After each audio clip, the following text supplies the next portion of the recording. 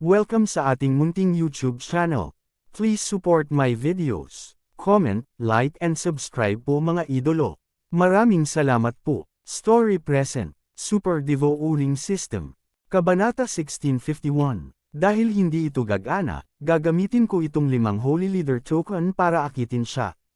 Biglang kinuha ni Yesuan ang 5 Holy Leader Token. Ang isa sa kanila ay ang Holy Leader Token ng Panglay Holy Land. Maging ang Panginoon ng banal na lupain ng banal na lupa ay matutukso ng 5 banal na leader na token na ito. Pagkatapos ng lahat, kung nais ng isang tao na sumailalim sa kapigatian sa hinaharap, maaari nilang pinuhin muna ang banal na pinuno token ng maliit na banal na lupain. Sa ganoong paraan, ang kanilang mga pagkakataon ng tagumpay ay lubos na tataas. Si Yesuan ay 80% na tiwala na magagamit niya ang 5 Holy Leader Token na ito para akitin ang Temporal Island Lord. Pagdating ng oras, maaari siyang maglunsad ng palihim na pag-atake at maaaring patayin kaagad ang Temporal Island Lord. 5 banal na pinuno token. Napalunok ng laway si Wayward. Kung idinagdag niya ang Exiyang, Zhu Sha, at Shigu Holy Leader Token, magkakaroon siya ng 8 token. Kung iisipin ito, maaaring lumabas talaga ang Temporal Island Lord. Ang Temporal Island ay napakaliit, hindi man lang 1/5 ng Panglay Holy Land. Kaya niyang takpan ito ng kanyang espiritual na kahulugan. Dahil iyon ang kaso, subukan natin ito. Tumango si Wayward. Kung maaalis niya ang Temporal Island Lord, mabuti na lang. Kung ang Temporal Island Lord ay nagtagumpay sa kanyang kapigatian at naging 3 Tribulation-less Immortal, kung gayon ay magagawa niyang gumawa ng kalituhan sa Holy Land. Kung maaalis natin ang Temporal Island Lord, siguradong maraming kayamanan. Sabi ni Wayward, sige, susubukan ko. Tumango si Yesuan. Pagkatapos ay sinuri niya ang mapa ng rehiyon ng dagat at kinumpirma ang lokasyon ng Temporal Island. Pagkatapos, mabilis siyang kumilos. Sa pagkakataong ito, ang plano niya ay gamitin ang 5 Holy Leader Token para akitin ang Temporal Island Lord. Pagkatapos, haharapin siya ng trio ng Old Tree. Sa tuwing umaatake si Old Shu at Ghost Dome Great Emperor, sila ay parurusahan ng Heavenly Dao. Ngunit huwag kalimutan, si Wei Zhenchen ay hindi mapaparusahan. Hanggat lumabas ang Temporal Island Lord, direktang magagamit ni Wei Zhenchen ang Sword Storm para patayin siya. Dahil ang Temporal Island at ang iba pang Holy Lands ay walang transmission array, kailangan pa ring magmadali ni Yesuan. Una siyang lumipat sa isang banal na lupain ng matuwid na dao, pagkatapos ay lumipad sa rehiyon ng dagat. Matapos maglakbay ng buong bilis ng halos 1 araw at kalahati, sa wakas ay nakita na niya ang Temporal Island. Bagamat maliit ang isla ng oras at kalawakan, itinuring pa rin itong isang banal na lupain. Ang Island Master ay isang Second Tribulation Individual Immortal. Maaaring saklawin ng kanyang espiritual na pakiramdam ang buong isla. Kung pumasok si Yesuan, malamang na siya ay direktang aatake. Gayunpaman, hindi natakot si Yesuan. Ito ay dahil napakaliit ng Temporal Island. Kahit na umatake si Shizuan, napakaliit ng saklaw ng pag-atake. Lumapit si Yesuan sa Temporal Island at sumigaw, "Shijin, lumabas ka." Nakakabingi ang tunog, sapat na para kumalat sa buong Isle of Time. Walang masyadong tao ang nakatira sa Space-Time Island, at lahat sila ay mula sa pamilyang Shi. Nang marinig nilang may tumatawag sa pangalan ng Grand Elder, agad silang tumakbo palabas. Napakalakas ng aura, hindi kaya ito ay Second Tribulation Scattered Immortal. Nagtaas ng kilay ang ilang maluwag na immortal mula sa Shi Clan, at ang mga 9th-tier Heaven Ascension Cultivator na gagawa na sana ay kinilig. Ikalawang kapigatian maluwag immortal, banal na lupain lamang ang mayroon sila. Maaaring sila ay mula sa Life Sacred Land. Nang sila ay nagulat, isang nasa katanghaliang gulang na lalaki ang lumipad sa langit, at pagkatapos ay umatras ang lahat. Ang bagong dating ay walang iba kundi si Shijin mula sa Isle of Time and Space. Sino ka? Hindi naiwasang magtanong ni Shijin nang makita niya ang hindi pamilyar na mukha ni Yesuan. Hindi mo kailangan malaman kung sino ako. Gusto ko lang malaman, gusto mo ba ang mga bagay na ito? Pagkatapos sabihin ito, naglabas si Yesuan ng 5 Holy Leader Medallion mula sa kanyang nilalamon na espasyo. Nang makita nila ang 5 Holy Leader Medallion, halos lumuwa ang mga mata ni Shi Jin at ng iba pa sa kanilang mga socket. Heavens, ito talaga ang Holy Leader Medallions, at 5 pa. Anong nangyayari? Paano nagkaroon ng 5 Holy Leader Medallion ang taong ito? Paano siya makakapaglabas ng 5 Holy Leader Medallion ng sabay-sabay? Ito ay tiyak na peke. Ang lahat sa Shi Clan ay nagpahayag ng kanilang mga pagdududa. Pagkatapos ng lahat, ito ay talagang nakakagulat. Gayunpaman, ang mga Holy Leader Medallion ay kakaiba sa mundong ito. Malinaw na naramdaman ni Shi Jin na ang 5 Holy Leader Medallion na ito ay totoo. Ang 5 banal na pinuno na medalyon sa pag-aari ng isang tao ay napaka-imposible. Sino ka? Hindi maiwasang magtanong ni Shi Jin. Sabi ko, hindi mo kailangang malaman kung sino ako. Kung gusto mo itong 5 Holy Leader Medallion, sumama ka sa akin. Panipi. Pagkatapos magsalita ni Yezuan, diretso siyang tumalikod at umalis. Naningkit ang mga mata ni Shi Jin. Masyadong halata ang tukso ni Yezuan. Gayunpaman, ang 5 Holy Leader Medallion na iyon ay totoo. Kung nakuha niya ang mga ito, hindi na niya kailangan pang magtago sa Temporal Island. Malayang makakagalaw siya sa pagitan ng 6 na banal na lupain. Matapos mag-alinlangan sandali, nagpasya siyang sundan siya. Sa Temporal Island, magagamit niya ang Holy Leader Medallions. Gayunpaman, sa labas, wala siyang magawa. Napapaligiran ng dagat ang Temporal Island. Kahit may umamba sa kanya, hindi siya matatakot. Siya ang pinakamataas na Luz Celestial ng Second Sister. Sa ilalim ng mga pangyayari na hindi niya ginamit ang Holy Leader Medallions, kahit na isakripisyo ng Free Tribulation Luz Celestial ang kanyang sarili para tambangan siya, maaaring hindi sila magtagumpay. Sinong Free Tribulation Luz Celestial ang maglalakas loob na gawin ito? Kung tutuusin, pinatay lang niya ang anak ng isang matanda. Hindi pa umabot sa puntong lalaban siya hanggang kamatayan. Nang maisip niya ito, sinundan niya ito. Gusto niyang makita kung anong mga panlilinlang ni Yezuan. Sa harap niya, hindi mapigilan ni Yezuan na mapangiti nang makita niyang sinundan siya ni Shi Jin palabas. Natupad na ang unang hakbang ng kanyang plano. Hanggat hinikayat niya si Shi Jin palayo sa Temporal Island, direktang makakagalaw siya. Matapos magmadali ng kalahating minuto, sa wakas ay tumigil si Yezuan. Ano ang sinusubukan mong gawin? Nagtatakang tanong ni Shi Jin habang nakatingin kay Yezuan. Gayunpaman, sa sumunod na sandali, nagulat siya sa mga aksyon ni Yezuan.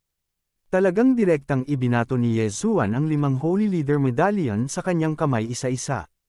Ano? Natigilan si Shi Jin. Ito ang 5 banal na pinuno na medalyon. Paano niya naibigay ang mga ito ng basta-basta? Nakuha niya ang unang Holy Leader Medallion at sinuri ito. Oo naman, ito ay totoo. Pagkatapos, ang pangalawang Holy Leader Medallion, at ang pangatlo. Gayunpaman, nang maabot niya ang ika-4 na Holy Leader Medallion, biglang nagbago ang kanyang ekspresyon. Ito ay dahil naramdaman niya ang 2 aura na hindi mababa sa kanila kahit kaunti. Sila ang pinakamataas na Two Tribulation Luz Celestial.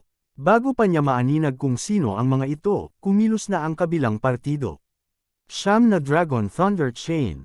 Grasp of the Underworld. 2 napakalakas na kasanayan sa pagkontrol ang direktang dumapo kay Shi Jin, na nagbigki sa kanya ng mahigpit na hindi siya makagalaw.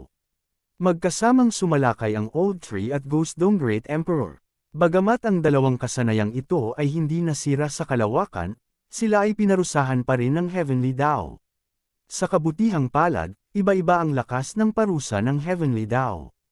Kaya naman, ang Old Tree at Ghost Dome Great Emperor ay hindi direktang nabura tulad ng dati. Haha, dead meat ka. Ngumisi si Old Tree at pagkatapos ay direktang gumamit ng isang malakas na kasanayan. Siyam na Dragon Sky Roaring Strike.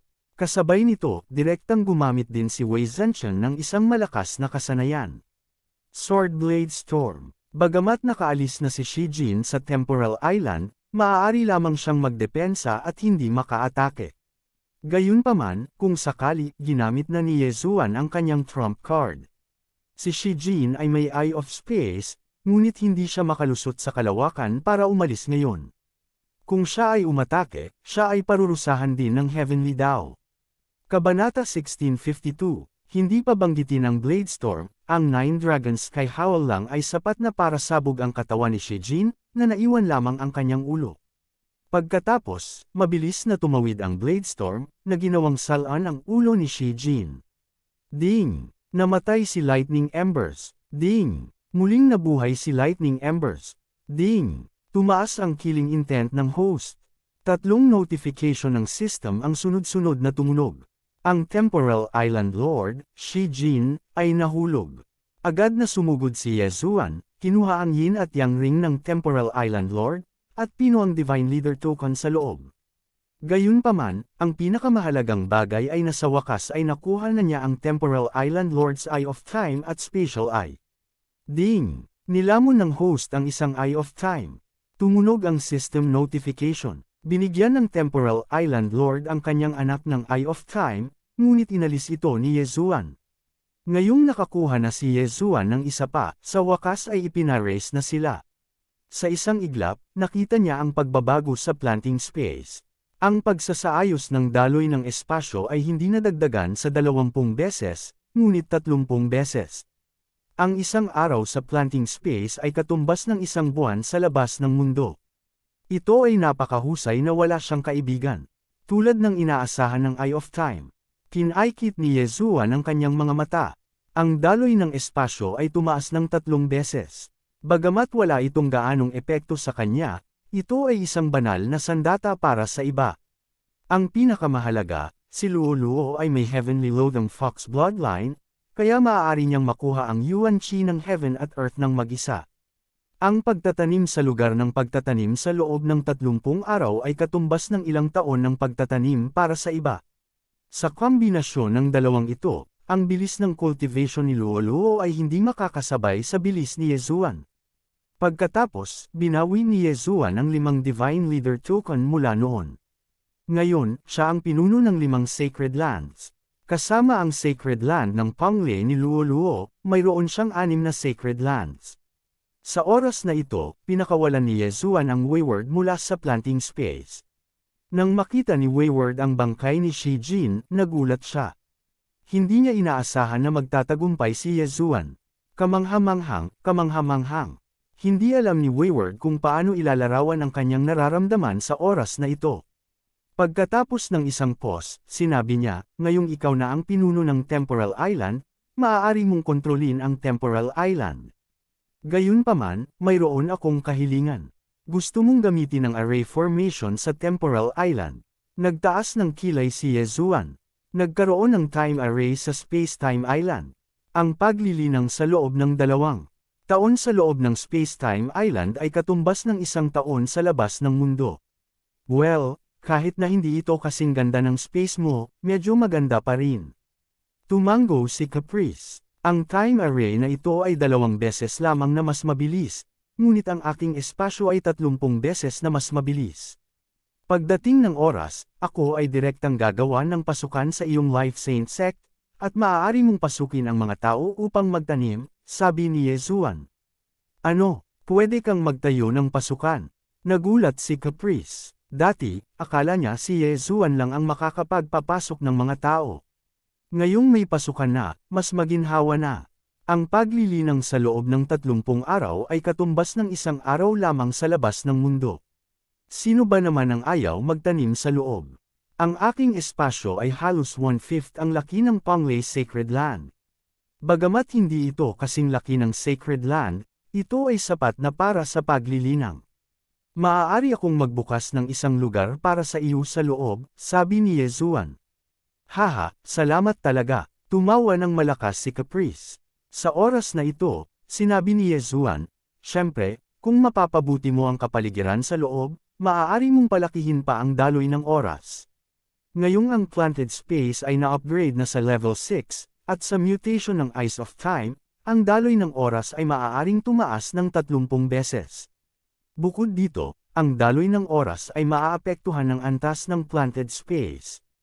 Kung ito ay na-upgrade sa level 7, ang daloy ng oras ay tataas muli.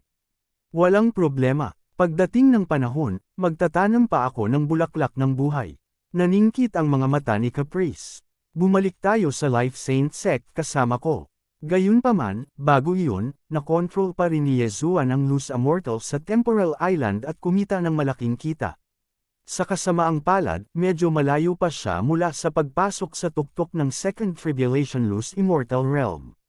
Dahil walang transmission array sa Temporal Island, kailangan nilang magpatuloy sa kanilang paglalakbay.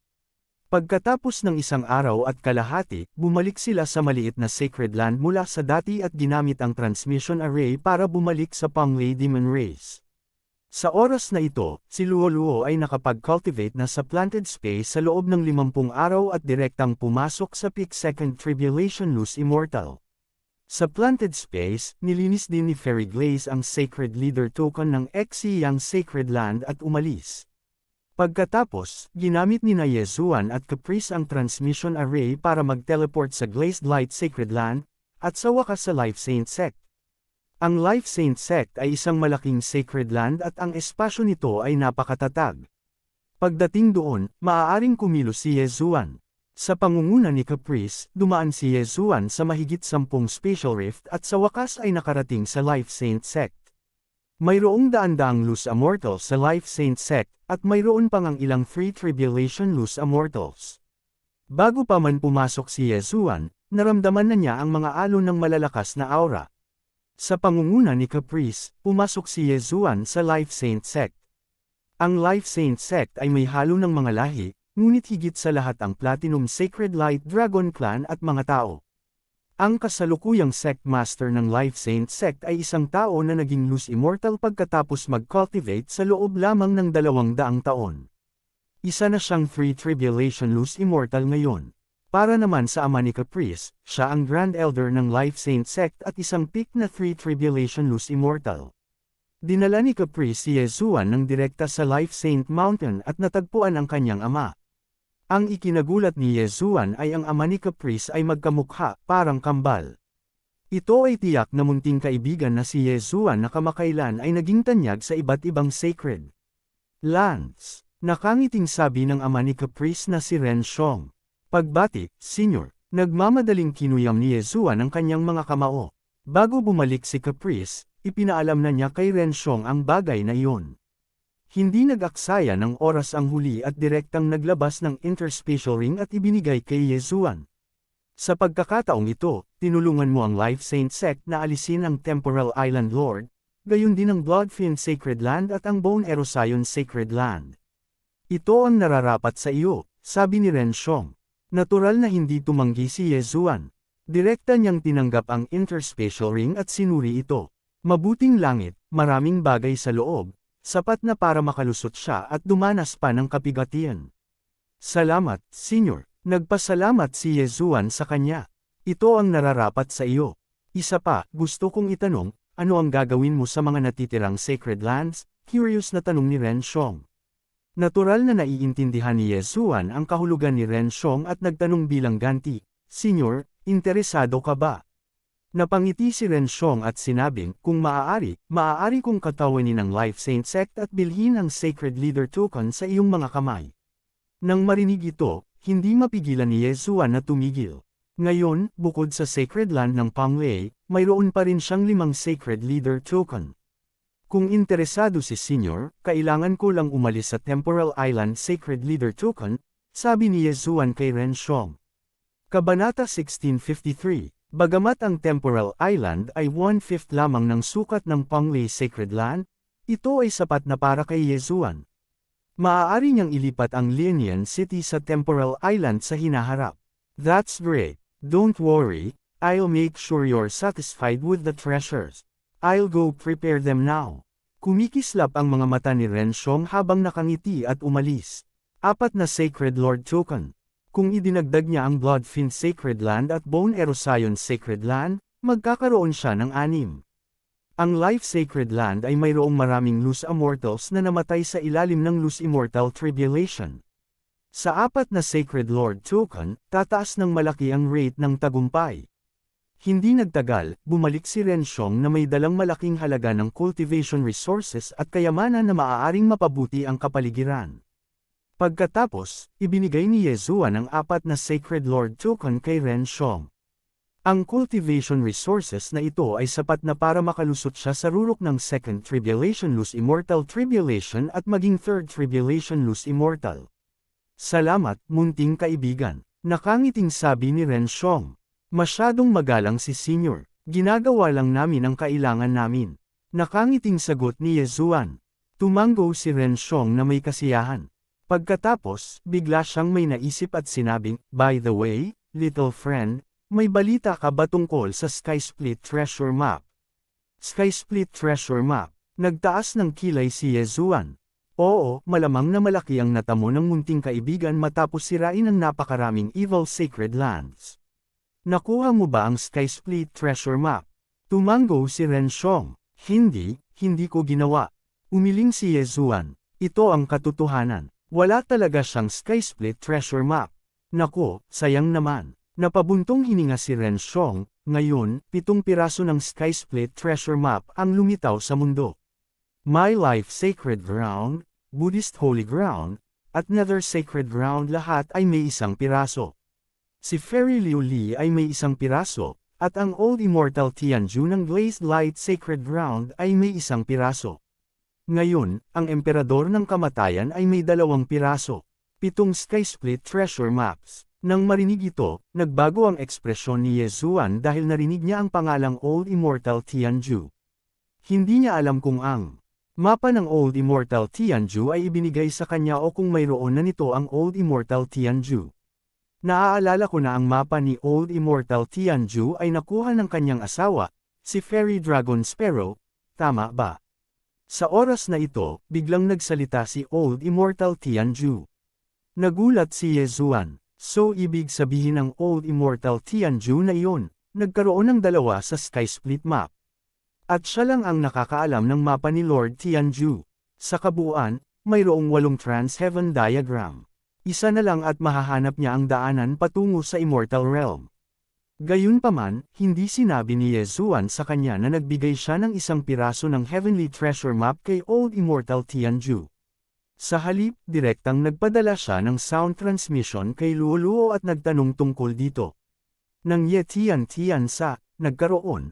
7 Immortal Tian. Wala siyang masyadong alam tungkol sa Heavenly Treasure Map. Alam lang niya na ang bawat isa sa 4 na dakilang banal na lupain ay may 1 piraso, ngunit hindi niya alam na ang Buddhist Holy Land ay may 1 pang piraso maliban sa isa na ninakaw ni Evil Buddha. Tungkol naman sa piyesa ni Fairy Liu Li, kamakailan lamang ay kinumpirma ito ni Yezuan. Senior, kung ay dadagdag natin yung binigay ko sa iyo dati, 8 na. Tumango si Yezuan. Nang marinig ito, nag-alinlangan ng mahabang panahon ang Old Immortal Tianju bago sinabing, dahil yan ang kaso, hindi mo na kailangang itago pa ito. Sa palagay ko ay magtitipon ang Holy Land sa lalong madaling panahon. Magsama-sama upang mahanap ang ika-9 na Sky Split Map. Kinaikit ni Yezuan ang kanyang mga mata, pagkatapos ay sinabi kay Renshong, Senyor, minsan akong nakakuha ng 1 piraso ng Heavenly Treasure Map.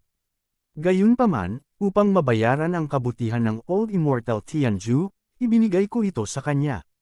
Ano, nakakuha ka ng Sky Split Map? Nagulat si Renshong. Nagulat din ang Old Immortal Tianju, ngunit hindi niya sinisisi si Yezuan sa hindi pagsabi nito. Pagkatapos ng lahat, ito ay hindi isang maliit na bagay. So, ang Old Immortal Tianju ay may 2 Sky Split Map tulad ng Emperor of Death. Tanong ni Old Immortal Tianju. Tama na, tumango si Renshong, ang alamat ay nagsasabi na kung ipunin mo ang lahat ng 9 na piraso ng Sky Split Map, mahahanap mo ang daanan patungo sa Immortal World. Hanggat nakabukas ang daanan, maaari tayong direktang umakyat sa Immortal World. Pare, naalala ko na may isang alamat sa mundo na basta't tipunin mo ang lahat ng 8 piraso ng Sky Split Map at iset up ang 9 Sikong Formation, mahahanap mo ang lokasyon ng ika-9 na piraso ng Sky Split Map. Totoo ba ito? Gulat na tanong ni Old Immortal Tianju. Tumango si Renshong, totoo, ngunit ang 9 Sikong Formation ay nawala. Kung tatanungin mo kung sino ang malamang na nakakaalam nito, ito ay ang The Whistling Shao ng Buddhist Holy Land. The Whistling Shao. Tumaas ang isang kilay ni Old Immortal Tianju. Si The Whistling Shao ay ang sect master ng Buddhist Holy Land, High Firmament Sect, at ama rin ni Fairy Liu Li. Noong nakaraan, hinanap ni Renshong si The Whistling Shao upang talakayin ang usapin sa pagitan ng Old Immortal Tianju at Fairy Liu Li. Kung ganoon ang kaso, hanggat nahanap natin ang ika-9 na piraso ng Sky Split Map, mahahanap natin ang daanan patungo sa Immortal World. Lumiwanag ang mata ni Old Immortal Tianju. Tama na, tumango si Ren Xiong, hindi ko inaasahan na ganito kabilis ang paglitaw nito. Sasabihin ko kaagad sa lolo mo at hihilingin sa kanya na kunin ang iba pang piraso ng Sky Split Map. Pagkatapos ay pupunta ako sa Buddhist Holy Land. Biglang ngumisi si Old Immortal Tianju. Okay, sagot ni Ren Xiong. Ang Sky Split Map ang focus ng lahat ng banal na lupain. Kung tutuusin, gusto rin nilang umakyat sa Immortal World. Kung hindi sinara ang daanan sa Immortal World, sila ay naging tunay na immortal sa halip na itinerant immortals. Para kay Yezuan, dumiretso siya sa isla ng oras at kalawakan. Baka may susunod pa siyang importanteng gagawin, kaya kinailangan niyang pumasok sa lalong madaling panahon. Pagkatapos, mabilis niyang nilamon ang kayamanan ng langit at lupa. Ding! Nakalusot ang host. Ang host ay kasalukuyang nasa tuktok ng Second Tribulation Itinerant Immortal Realm. Isang system notification ang tumunog. Sinulyapan ni Yezuan ang panel at nalaman na 70% lang ang kanyang tagumpay sa tagumpay. Ang tuktok ng Second Tribulation Itinerant Immortal Realm ay hindi nangangahulugan na siya ay nasa tuktok ng Second Tribulation Itinerant Immortal Realm. Malayo pa ang lalakbayin. Gayunpaman, hindi mahalaga ang Itinerant Immortal Tribulation. Kahit na siya ay nasa maagang yugto ng Second Tribulation Itinerant Immortal Realm, hanggat dumating ang mundo, ang Itinerant Immortal Tribulation ay bababa. Sa sandaling iyon, nadagdagan ng triple body fusion ni Yezuan ang kanyang combat power ng 20%. Ding! Ang kasalukuyang rate ng tagumpay ng host sa kapigatian ay 74%. Muling tumunog ang system notification. Ang rate ng tagumpay na 74% ay hindi masama. Kung mayroon siyang Tribulation Transcendence Pill at ang Holy Leader Token, halos magtagumpay si Yezuan. Gayunpaman, upang maging ligtas, ipinagpalit ni Yezuan ang malaking halaga ng 5 Elements Glaze at nilinang ang Glaze Treasure Body sa ika-8 yugto. Ngayon, 100% siyang sigurado na makakapasa siya sa pangalawang Itinerant Immortal Tribulation. Halika na, naningkit ang mga mata ni Yezuan. Direkta niyang inactivate ang Heaven and Earth Primordial Chi at nagsimulang lampasan ang Tribulation. Ang Itinerant Immortal Tribulation ay nangyari 1 beses bawat 1,000 taon, at ang antas ng panganib ay 100 beses na mas mataas. Ang iba ay inaantala ang kanilang kapigatian at hindi isulong ito, ngunit direktang isulong ito ni Yezuan ng 1,000 taon. Ito ay hindi pa nagagawa. Kabanata 1654, Boom! Ang kidlat ng kapigatian ay bumagsak sa ulo ni Yezuan, ngunit hindi man lang siya napatikip ng mata. Si Yezuan ay nagkaroon ng 100% na pagkakataong makapasa sa kapigatian dahil sa Sacred Leader Token, sa Asher Glaze Treasure Body, sa Tribulation Passing Pill, at sa Unicorn Vital Energy. Gayunpaman, ito ang Second Itinerant Celestial Tribulation, kaya dalawa sila. Ang kidlat ng ikalawang kapigatian ay mas malakas kaysa sa una, ngunit hindi ito mahalaga. Pagkatapos ng lahat, ipinakita ng system na si Yezuan ay may 100% na pagkakataong makapasa sa kapigatian. Boom! Ang ikalawang kapigatian na kidlat ay bumagsak. Pagkatapos, narinig ni Yezuan ang isang abiso mula sa system. Ding! Matagumpay na nalampasan ng host ang kapigatian. Isa na siyang early stage 3 Tribulation Itinerant Celestial. Kahit na ang Old Tree at Yezuan ay may kontrata, ang Itinerant Celestial Realm ay espesyal.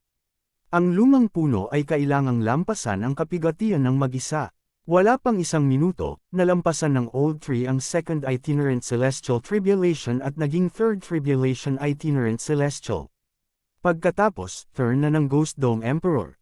Ding! Matagumpay na nalampasan ng Ghost Dome Emperor ang Tribulation. Isa na siyang early stage 3 Tribulation Itinerant Celestial. Ding! Nakalusot si Wei Zhenchen. Isa na siyang early stage 3 Tribulation Itinerant Celestial. Ang lumang puno, ang Ghost Dome Emperor, at si Wei Zhenchen ay pumasok. Pagkatapos, turn na ni Luo Luo. Luo Luo, sa tingin mo makakapasa ka?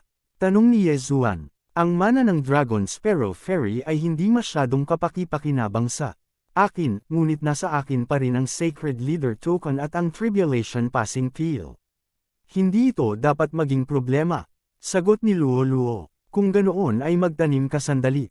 Anyway, ang 30 araw sa plant space ay isang araw lang sa outside world. Ito ay hindi isang maliit na bagay upang pumasa sa kapigatian. Kung mabaigo ka, mawawasak ang iyong kaluluwa. Mas mabuting mag-ingat, sabi ni Yezuan kay Luo Luo. Okay, tumango si Luo Luo. Pagkatapos, inilagay siya ni Yezuan sa plant space para ipagpatuloy ang paglilinang. Nagtanim siya ng 70 araw, ngunit 3 araw lamang sa labas ng mundo. Nalampasan ni Yezuan ang itinerant celestial tribulation, na nangangahulugang dumating na ang kapigatian ni Luo Luo. Gayunpaman, kaya niyang pigilan ito, kaya hindi ito naging problema.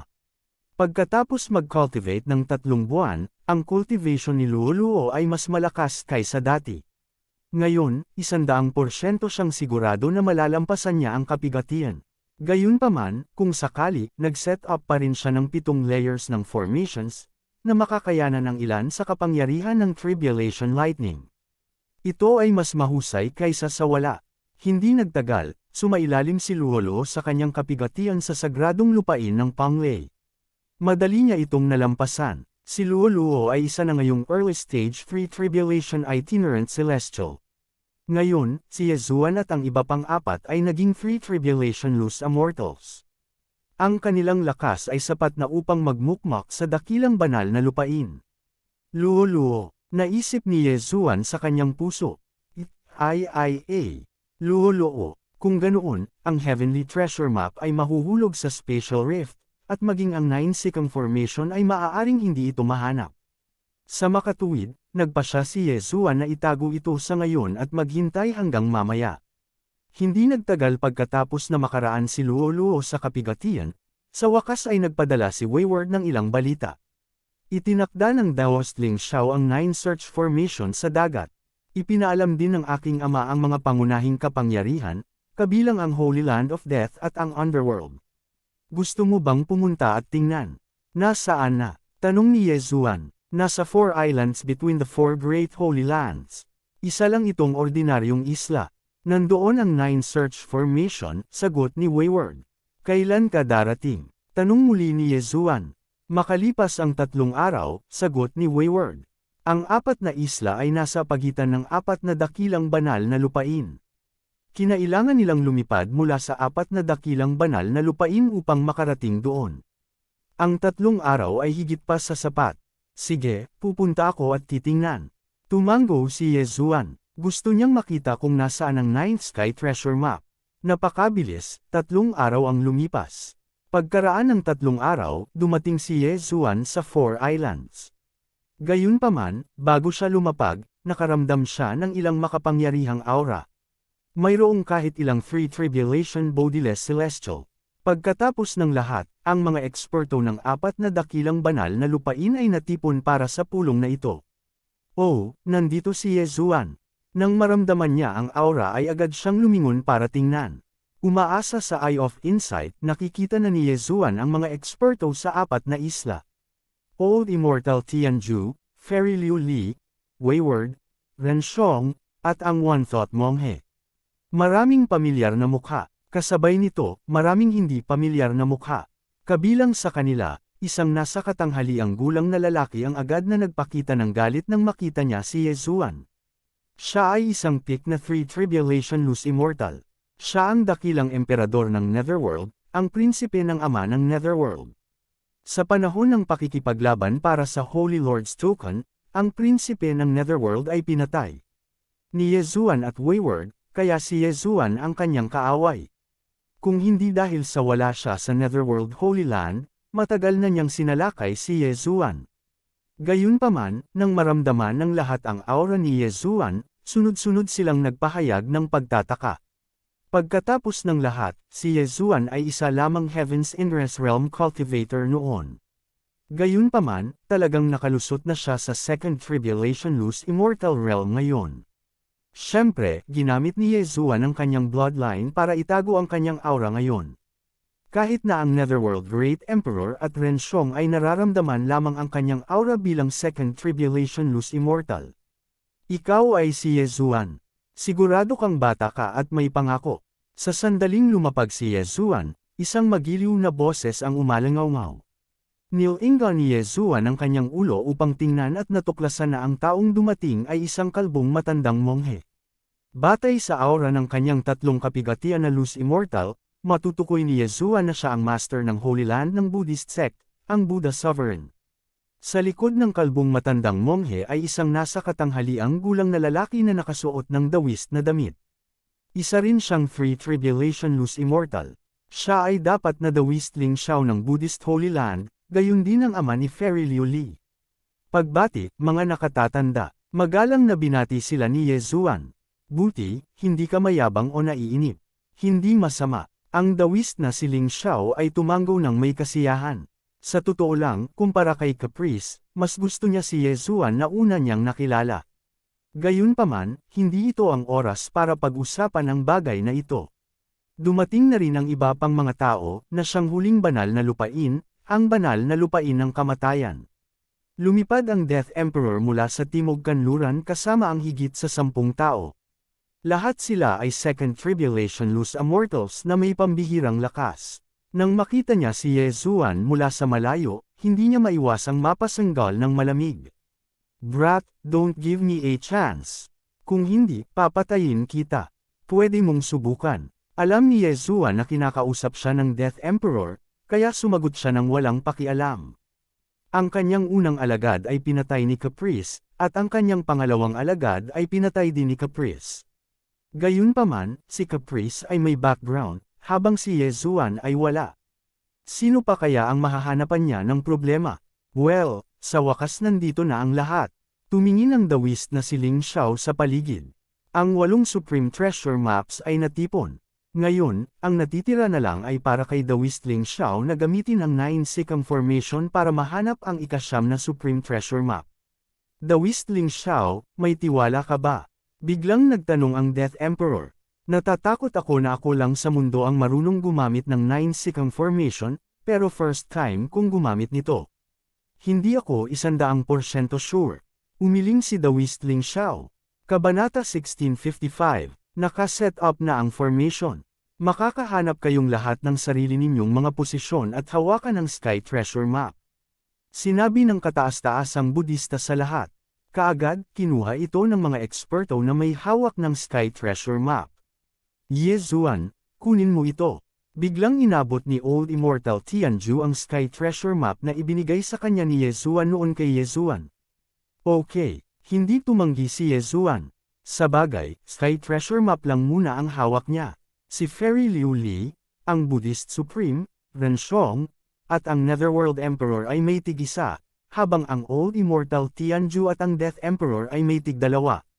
Ibinigay din ng Emperor of Death ang dagdag sa Rogue Immortal sa ilalim ng kanyang utos at tumayo sa 9 Sikam Formation.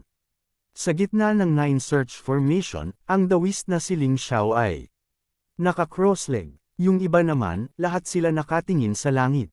Lahat, kung handa na kayo, sisimulan ko na. Sabi ng dawist na si Ling Xiao. Sabay-sabay na tumanggo ang lahat, senyales na handa na sila. Tumingin muli ang dawist Ling Xiao sa paligid, pagkatapos ay mabilis na gumawa ng mga selyo gamit ang 2 kamay. Nagsimula na ring gumana ang 9 Search Formation. Whoosh whoosh whoosh. Sa 9 Search Formation, biglang umihip ang hangin. Pagkatapos, nagsimulang manginig ang Sky Treasure Map na nasa kamay ng 8 tao. Gayunpaman, ang Sky Treasure Map na ito ay napakahalaga. Mahigpit itong hinawakan ng lahat, ayaw bumitaw. Ang Sky Treasure Map sa kamay ni Yezuan ay biglang umikot. Hindi lang iyon, ganoon din ang ginawa ng iba. Sa huli, ang 8 Sky Treasure Maps ay nakaturo lahat sa isang direksyon.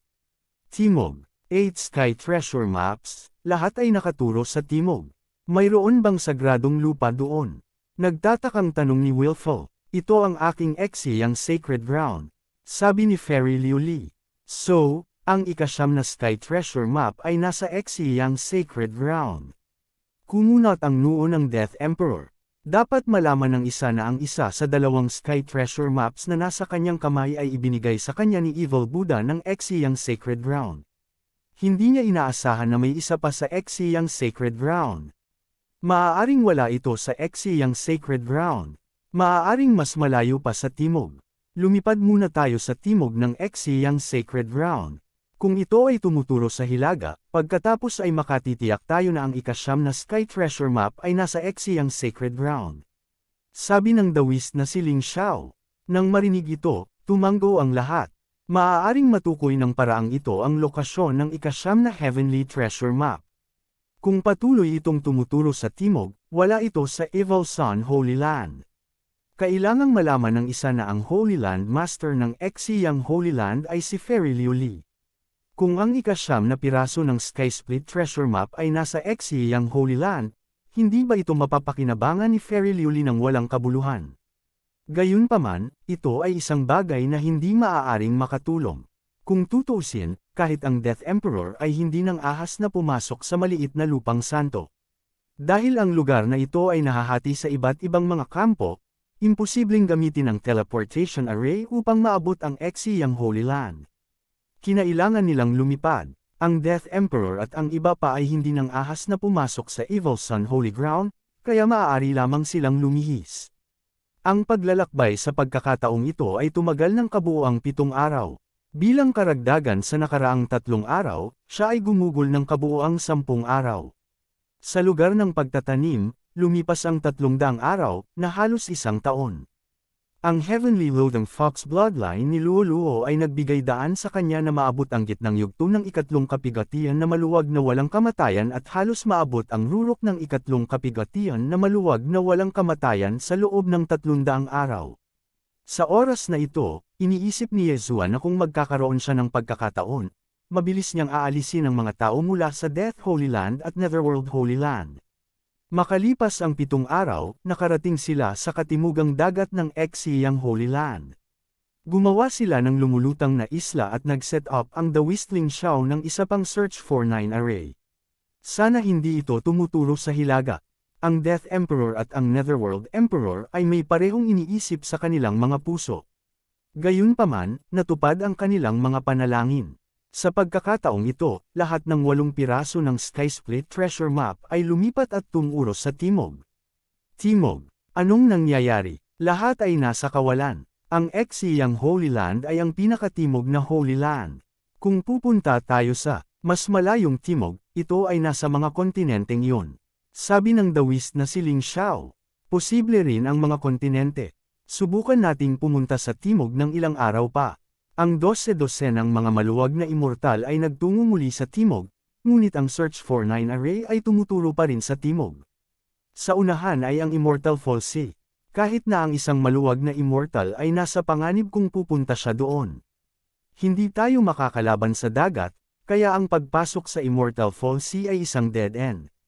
Kung ang ikasyam na piraso ng Sky Split Treasure Map ay nasa Immortal Falls, ito ay magiging mahirap. Sumimangot si Taoist Ling Xiao.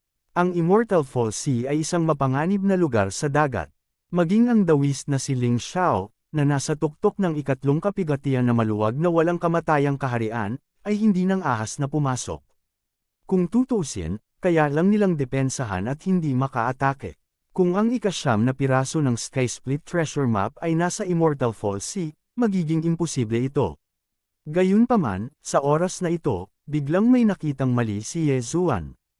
Aniya, dati, dumiretso kami sa timog at hindi kailanman inilipat ang aming direksyon. Gayunpaman, sa Search for 9 array kahapon, ang mga anggulo ng 8 piraso ng Sky Split Treasure Map ay tila iba sa dati. Pagkasabi pa lang niya nito ay nabigla agad ang iba. Angle deviation. Kalokohan yan. Marami kaming pares ng mata na nanunood. Paano mo ito natuklasan? Ang isang maluwag na immortal mula sa banal na lupain ng kamatayan ay malamig na bamulong. Kung hindi ka naniniwala sa akin, maaari mong iset up muli ang Search for 9 array at maghintay ng 1 araw. Direktang iminungkahi ni Yezuan. Ang mga direksyon kahapon at ngayon ay malinaw na off ng 1 degree. Dapat malaman na maaari niyang matuklasan ito dahil mayroon siya nito. Kung ganoon nga, ang Sky Split Treasure Map na ito ay gumagalaw. Medyo nagulat din si The Whistling Shao. Sinabi niya, ngunit ang isang araw ay wala sa amin. Sige, maghihintay tayo ng isang araw. Tingnan natin kung naka-off ang direksyon. A day is nothing. We've waited for thousands of years. It's nothing. Sa oras na ito, maliban kay Yezuan, na 28 taong gulang lamang, ang iba pa rito ay pawang mga matandang halimaw. Maging si Wayward at Fairy Liuli ay nabuhay ng daan-daang taon. Upang mapatunayan ang mga salita ni Yezuan, inilabas ng lahat ang kanilang mga sandata upang magamit bilang sanggunian pagdating ng oras. Gayunpaman, sa wala pang kalahating araw, ang 8 piraso ng Sky Split Treasure Map ay nagpakita ng mga halatang pagbabago. Talagang gumagalaw ang ika-9 na piraso ng Sky Split Treasure Map. Nagbago na talaga, medyo sa habagat. Nagulat ang lahat at napasigaw sa matalim na mga mata ni Yezuan. Maging ang Taoist na si Ling Xiao at ang Buddhist Supreme, na pinakamataas na 3 Tribulation Loose Immortals, ay hindi nakatuklas nito. Si Yezuan lang ang gumawa. Kahanga-hanga, ang ika-9 na piraso ng Sky Split Treasure Map ay gumagalaw. Ibig sabihin, may mayroon nito. Tara at abutin natin. Pagkatapos magsalita ng Emperor of Death, agad niyang iniligpit ang Sky Split Treasure Map at pagkatapos ay sumugod sa timog. Bagamat ang Immortal Fall Sea ay mas malayo sa timog, hindi nila kailangang pasukin ito. Maaari nilang subukan muli sa labas ng Immortal Fall Sea.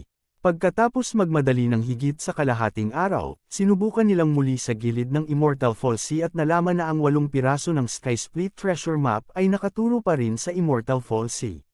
Kabanata 1656. Lahat, ang Immortal Fallen Sea ay napakalaki at napakadelikado. Maraming makalangit na kulog sa loob. Kahit na ang 3 Tribulation Bodiless Immortal ay hindi mangangahas na maging pabaya.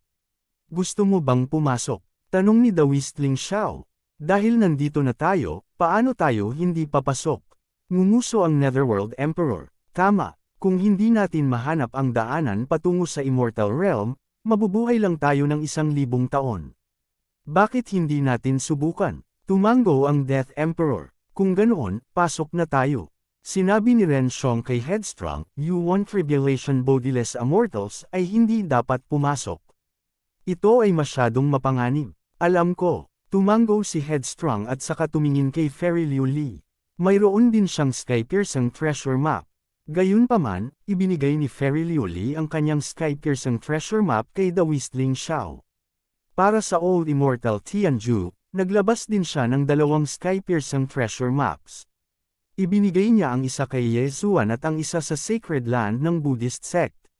Sa huli, 8 Bodiless Immortals lang ang nakapasok sa Immortal Fallen Sea. Kinailangan ding pumasok ng The Whistling Shao dahil gusto niyang iset up ang 9 Sikang Formation. Mayroong 4 mula sa Sacred Land ng Buddhist sect, 2 mula sa Sacred Land ng Death Emperor, 1 mula sa Netherworld Sacred Land, 1 mula sa Life Sacred Land, at 1 mula kay Yezuan. Kabilang sa mga taong ito, maliban sa 1 mula sa Sacred Land ng Buddhist sect na isang pick Second Tribulation Bodiless Immortal, ang iba pa ay 3 Tribulation Bodiless Immortals. Sila ay hinati sa mga grupo ng 3 o 6. Napakataas ng kanilang pagkakataong mabuhay. Yezuan, dahan-dahan lang. Sabi ni Headstrong kay Yezuan. Bahagyang tumango si Yezuan. Ang lakas niya ay nasa top 3 man lang sa 9 na tao. Gayunpaman, kung sakali, ipinatawag ni Yezuan ang matandang puno at ang 2 pa. Si Wei Zhenchen ay naging suit of armor at isinuot ito kay Yezuan. Para naman sa Old Tree at Ghost Dome Emperor, binantayan nila si Yezuan. Paano nagawa ng batang ito? Ang kalbo na matandang lalaki at ang Ghost Dome Emperor ay parehong 3 Tribulation Bodiless Immortals. Kinaikit ng Death Emperor ang kanyang mga mata. Ganoon din ang iba. Si Yezuan ay marahil ang pinakamisteryosong tao sa kanilang grupo. Sa wakas ay naunawaan ni Yezuan kung bakit walang 4 na kapigatian na walang katawan sa banal na lupain. Ito ay dahil sa mga paghihigpit ng langit. Hindi nagtagal, pumasok ang grupo sa Sea of Immortal Fall. Ang Immortal Fallen Sea ay isang napakahiwagang tuktok. Mukhang isang maaraw na araw, ngunit paminsan-minsan ay magkakaroon ng kapigatian na kidlat. Ito ay dahil mayroong isang malaking bilang ng mga hayop sa dagat sa antas ng itinerant immortals. Ang mga kapigatian na ito na mga kidlat ay pinaliit mula sa kanilang mga kapigatian. Hindi iyon ang pangunahing punto. Ang pangunahing punto ay ang mga hayop sa dagat na ito ay maaaring umatake sa dagat, ngunit ang mga tao ay makakapagtanggol lamang, kaya ito ay lubhang mapanganib. Noong una, wala silang nakasalubong na kakaiba, ngunit pagkatapos ng isang oras na paglalakad, may nakasalubong silang maliit na sea monster. Ang maliit na hayop sa dagat na ito ay nasa maagang yugto lamang ng isang kapighatiang nakakalat na walang kamatayan, kaya hindi ito nagdulot ng banta sa kanila. Galit na sigaw ng dawis na si Ling Xiao. Lumingon ang lahat at nakita ang ibabaw ng dagat sa di kalayuan na nagsimulang umalon. Isang grupo ng mga hayop sa dagat ang hamampas sa mga alon at lumapit sa kanila. Mag-ingat ka, huwag mo silang guluhin. Iwasan mo sila, sigaw ng Buddhist Supreme. Kung galitin nila ang grupong ito ng mga hayop sa dagat, magtitiyaga sila sa kanilang pag-atake, at walang paraan para makatakas sila. Ang mga hayop sa dagat ay pawang mga walang katawang immortal. Daan-daan sila. Nang makita nila si Yesuan at ang iba pa, ang ilan sa kanila ay umiwas sa kanila habang ang ilan sa kanila ay direktang sinugod sila. Ang mga hayop sa dagat ay kasing talino ng mga tao. Gusto nila ng pagbabago ng lasa. Si Yesuan at ang iba ay masarap na pagkain. Hindi makaatake si Yesuan at ang iba pa, ngunit maaari nilang ilabas ang kanilang mga aura upang takutin ang mga hayop sa dagat. Buti na lang, one tribulation bodiless immortals lang sila. Kung hindi, magkakaproblema sila. Hindi nagtagal, binitawan ng mga sea beast si Yesuan at ang iba pa at umalis. Phew! Buti na lang at mataas ang cultivation base natin para takutin ang mga sea beast. Kung hindi, patay na tayo. Nakahinga ng maluwag ang lahat. Pagkatapos, nagpatuloy sila sa pagsulong. Ang natitirang bahagi ng paglalakbay ay napakakinis. Hindi nila alam kung dahil ba sa swerte. 9 Search Formation. Nag-set up ang lahat ng lumulutang na isla at nag-set up ng 9 Search Formation. Pagkatapos, hinanap nila ang lokasyon ng 8 Supreme Treasure Maps at sa wakas ay nakakita sila ng isang isla. Hindi ito isang isla. Ito ay isang banal na lupain. Paano ito posible? Hindi ba ito? Gulat na gulat ang lahat habang nakatingin sa Holy Land na nasa harapan nila. Alam ng lahat na naruroon na ito ay isang banal na lupain, ngunit hindi nila inaasahan na makikita ito sa oras na ito. 7 Demons Holy Land. Ito talaga ang 7 Demons Holy Land. Bulalas ng dawis Ling Xiao. Ano ito? Si Yesuan ay napaka-curious. Pagkatapos ay ipinadala niya ang kanyang boses kay Wayward. Ano? 7 Demons Holy Land. Paano ito posible? Nagulat din si Wayward. Anong meron sa 7 Demons Holy Land na ito? Bakit wala sa mapa? Tanong ni Yesuan. Ito ay isang banal na lupain libu-libong taon na ang nakalilipas, at ito ang ikalimang dakilang banal na lupain.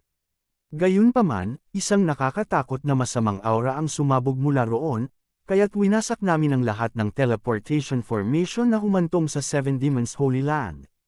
Hindi nagtagal, nawala ang 7 Demons Holy Land. Paliwanag ni Wayward, Baleful Aura ay isang napaka-nakakatakot na bagay. May kabuuang 7 uri. Ang 7 Demons Holy Land ay talagang sumabog na may masamang aura, na lubhang nakakapinsala sa iba pang mga dakilang banal na lupain. Sa makatuwid, ito ay nakahiwalay. Nang maglaon, nagpadala ng mga tao ang 4 na dakilang banal na lupain upang hanapin ang banal na lupain ng 7 demonyo, ngunit hindi nila ito nakita. Hindi nila inaasahan na lilito ito sa Immortal Fallen Sea. Lahat, tingnan mo, parang gumagalaw ang 7 Demons Holy Land. Isang malakas na sigaw ang umalangaw-ngaw. Nakatuon ang mga mata ng lahat at nalaman na gumagalaw ang 7 Demons Holy Land. F***, isang banal na lupain ang gumagalaw. Ano ang nangyayari? Nagulat si Yesuan at nagmamadaling nag-scan gamit ang kanyang Eye of Revelation. Nalaman niya na mayroong defensive formation sa paligid ng 7 Demons Holy Land. Nagsilapitan ang lahat dahil sa gulat. Ayon sa mga tagubili ni Zhang Jiuzhen, ang huling piraso ng Heaven Connecting Treasure Map ay dapat nasa 7 Demons Holy Land. Libu-libong taon na ang nakalilipas, ang pinuno ng 7 Demons Holy Land, ang 7 Demon Sect, ay sumabog na may kakilakilabot na masamang aura. Ang buong banal na lupain ay nahulog sa estado ng kaguluhan. Nang maglaon, lumitaw ang langit na daw upang protektahan ang banal na lupain at pinalibutan ito, hindi pinapayagan ng sinumang tao na nabahiran ng masamang aura. Mabagal na sabi ng Buddhist Supreme. Kung hindi tayo nabahiran ng baleful aura, dapat makapasok tayo, diba? Sabi ng Death Emperor. Pinagdikit ng Buddhist Supreme ang kanyang mga kamay at tumango. Oo, pero hindi natin alam kung may iba pang tao sa Seven Demons Holy Land. May mga tao man o wala ay walang kinalaman sa kanila. Gayunpaman, ang Seven Demons Holy Land ay isang malaking banal na lupain. Nangangahulugan iyon na mayroon lamang isang Holy Lord token.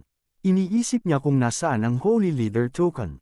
Kabanata 1657. Bagaman hindi natin alam kung may nabubuhay pa, hindi natin mapapabayaan ang ating pagbabantay. Paalala ni Taoist Ling Xiao. Hindi kami papasok sa Seven Fin Sacred Ground para maiwasang atakihin kayo. Sa sandaling ito, biglang sinabi ng Death Emperor. Sa mga taong pumasok sa oras na ito, malinaw na sila ang mas mahinang partido. Ang Seven Fin Sacred Ground ay isang malaking sagradong lupa. Kapag nakapasok na sila, maaaring atakihin sila ng kahit sino. Nasa kamay mo ang sky-piercing treasure map, natatakot ka ba na atakihin ka namin? Malamig na bumantong hininga si Ren Xiong. Ang sky-piercing treasure map ay talagang mahalaga, ngunit kung tayo ay mamamatay, hindi ba magiging iyo ang Death Sacred Ground at Nether Sacred Ground? Sabi ng Netherworld Emperor, kung gayon mas mabuting mag-ingat kayo at huwag makatagpo ng anumang mga hayop sa dagat. Malamig na bumantong hininga si Ren Xiong. Pagkatapos, lahat sila ay pumasok sa Seven Fin Sacred Ground, naiwan lamang ang isang tao sa labas upang bantayan ang Netherworld Emperor at ang iba pa.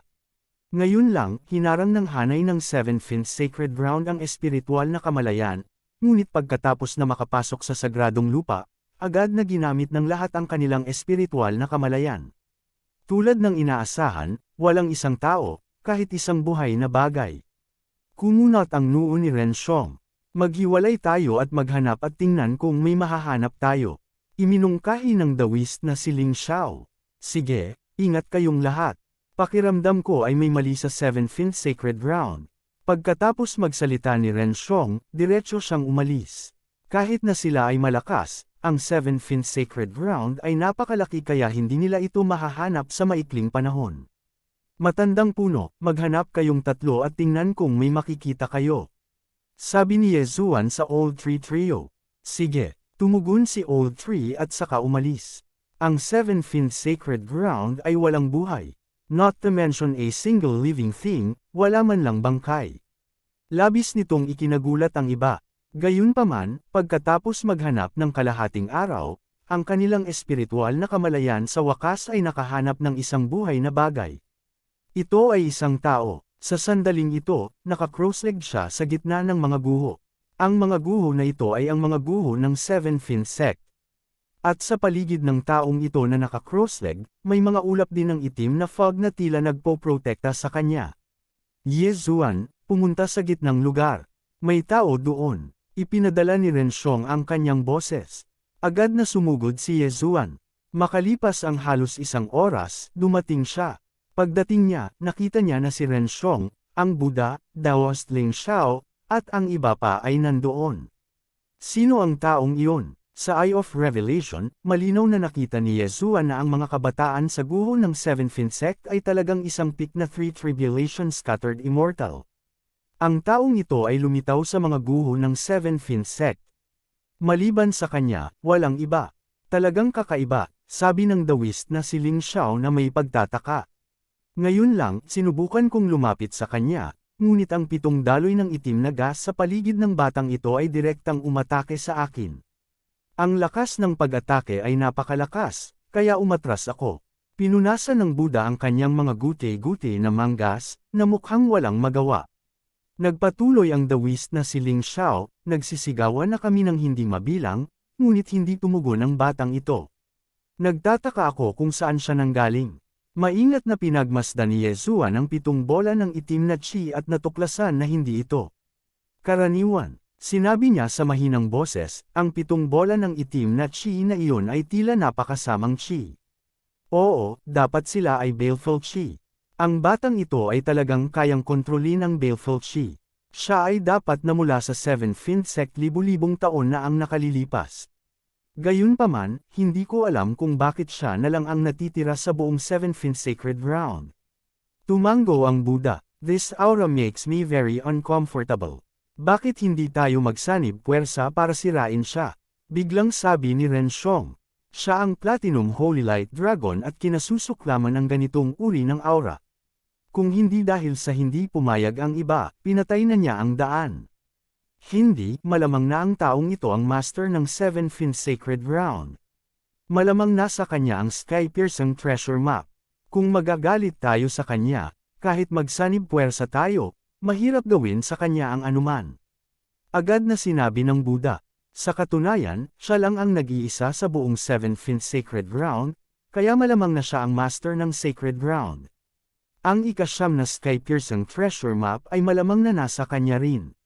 Then what should we do? Teka, kumunot ang noo ni Renshong. Tingnan muna natin ang sitwasyon. Sumagot ang Buddha. Ang kabataang ito ay ang pinakamataas na 3 tribulation scattered immortal. Kung mayroon siyang sacred leader token, maaaring madagdagan niya ang isang kaharian.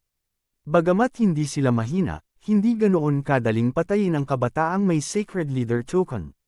Sa kabaligtaran, maaari silang magdusa ng mga casualty. Siyempre, kung si Yezuan at ang iba pa ay umatake ng buong lakas, tiyak na hindi sila mapipigilan ng kabataang ito. Gayunpaman, natakot si Yezuan na mayroon siyang sky-piercing treasure map. Walang magawa, tahimik lang na naghihintay ang lahat dito. Ang paghihintay na ito ay tumagal ng 3 araw. Ilang taon nang nagtatanim si Luo Luo sa lugar ng pagtatanim at naabot na niya ang rurok ng 3 tribulation scattered immortal. Kung mayroon siyang kultibasyon na mapagkukunan upang paikliin ang oras na kailangan upang malampasan ang kapigatian, maaari niyang direktang lampasan ang kapigatian. Makalipas ang 3 araw, tuluyang gumalaw ang binata at dahan-daw ang nagmulat ng kanyang mga mata. Lahat, paumanhin sa mahabang paghihintay. Tumayo ang binata at pinagmasdan ang paligid. Ikaw ay, agad na tanong ng Buddha. Ang punong disipulo ng 7th sect, si Bukang. Sagot ng binata, kung gayon ang iyong 7 baleful aura ay. Sumimangot ang Buddha at tumingin sa 7 baleful aura sa tabi ni Bukang. Napino ko na ang lahat ng masasamang aura sa buong 7th sacred ground para sa sarili kong gamit. Paliwanag ni Bukang, pinadalisay ang lahat ng masasamang aura. Nang marinig ito ng lahat, nahirapan silang paniwalaan. Nang pumutok ang masasamang aura ng 7th sect, lahat ay naagnas at napatay. Ngayon, sinabi ni Bukang na napino niya ang lahat ng masamang aura. Hindi ito posible. Lahat, nakatingin sa'yo, dapat nandito ka para sa sky-piercing treasure map, di ba? Sabi ni Bukang at direktang naglabas ng sky-piercing treasure map mula sa kanyang interspatial ring. Ang ika-9 na sky-piercing treasure map. Nang makita ito, nagliwanag ang mga mata ng lahat. Sa wakas ay kumpleto na ang sky-piercing treasure map. Kaya nahulaan mo na. Ngayon ay mayroon na tayong 8 sky-piercing treasure maps. Ang nasa kamay mo na lang ang kulang. Hanggat mayroon tayo, mahahanap natin ang daanan patungo sa immortal realm. Sinabi ng Buddha kay Bukang. Narinig ko na rin ang tungkol sa 9 na sky-piercing treasure maps. Nagkataon na napino ko na ang lahat ng masasamang aura at makaalis na ako sa 7th sacred ground. Kung ganoon, sabay na tayo. Tumayo, si Bukang at iniligpit ang sky-piercing treasure map. Mabuti naman, ngumisi ang Buddha supremacy. Naisip nila na kailangan nilang lumaban para makuha ang sky-piercing treasure map. Ngayon ay tila maswerte sila. Ang lakas ni Bukang ay malamang na hindi mas mahina kaysa sa Buddha at sa iba pang mga eksperto. Pagkatapos ng lahat, siya ang punong disipulo ng 7th sect libu-libong taon na ang nakalilipas. Pagkatapos, pagkaraan ng libu-libong taon, nagtagumpay siya at naging isang pick na 3 tribulation scattered immortal. Ang 7 masamang aura ni Bukang ay napakalakas ng hindi ginagamit ang Sacred Leader Token. Kung ginamit niya ang Sacred Leader Token, sapat na iyon para labanan ang isang grupo ng mga tao. Kabanata 1658, Kataas-taas ang Buddha, sino siya? Matapos makita si Bukang, hindi naiwasang magtanong ng emperador ng kamatayan. Siya ang master ng 7th Sacred Ground, Bukang. Ang huling piraso ng sky-piercing treasure map ay nasa kanyang mga kamay. Ipinaliwanag ni The Whistling Shao, isang labi ng Seven-Fin Sect. Kinaikit ng Emperor of Death ang kanyang mga mata, ngunit hindi niya ito sinabi dahil pakiramdam niya ay hindi ganoon kadali ang bukang na ito. Hindi magandang maging masungit sa kanya. Huwag kang masyadong mag-alala. Ngayong natipon na ang 9 na piraso ng sky-piercing treasure map, ang susunod na hakbang ay pagsamasamahin ang isang kompletong mapa. Sabi ni Netherworld Emperor, oo, naghintay tayo ng libu-libong taon. Sa wakas, dumating na ang araw na ito. Hanggat bubuksan natin ang daanan sa Immortal World, lahat ay makakaakyat sa Immortal World. Habang nagsasalita ang kataas-taasang Buddha, hindi niya maiwasang ihayag ang pananibik na ekspresyon. Ang lahat ay pareho. Sino ang gustong manatili sa ganoong kalayuan? Ang Immortal World, iyon ang mundo ng mga immortal. Dahil ang 9 na piraso ng sky-piercing treasure map ay natipon, pagkatapos ay kinuha ito ng lahat ng sabay-sabay. Lahat ng 9 na piraso ng sky-piercing treasure map ay lumabas na. Nagkaroon ng mga paghihigpit sa dagat, kaya hindi lahat ay makagalaw dito. Muli silang lumikha ng isang lumulutang na isla, ngunit sa pagkakataong ito ay hindi na kailangang iset up ng The Whistling Shao ang 9 search formation. Halika na, nanguna ang Supreme Buddha at itinapon ang sky-piercing treasure map sa kanyang kamay, at sumunod naman ang iba. Ang 9 na piraso ng sky-piercing treasure map ay naakit na parang magnet at sa wakas ay pinagsama sa isa.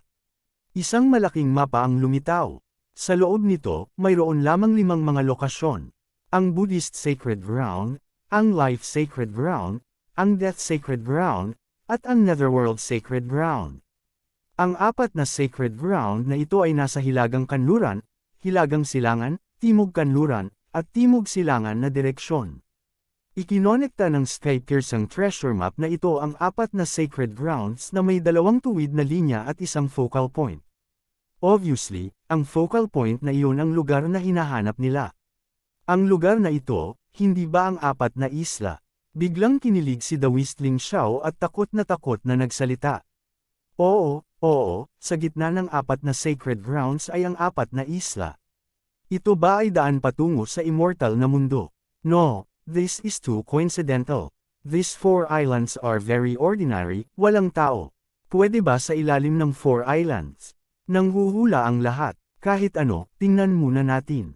Pagkatapos magsalita ng Supreme Buddha, direktang binuksan niya ang sky-piercing treasure map at hinati ito sa 9 na piraso at ibinalik ang mga ito sa bawat party.